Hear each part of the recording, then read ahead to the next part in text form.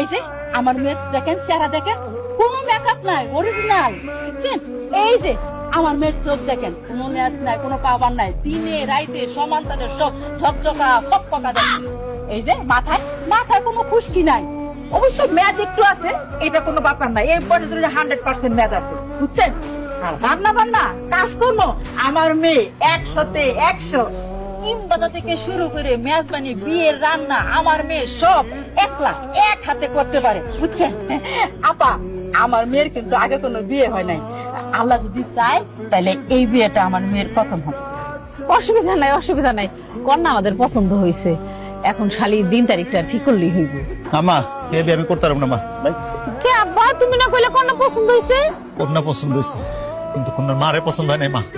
কেন রে বাবা, তুমি তো কন্যারে বিয়া করবা, কন্যার মারে তো বিয়া করবা না। যেই পরিবারে কন্যার মা মতকবর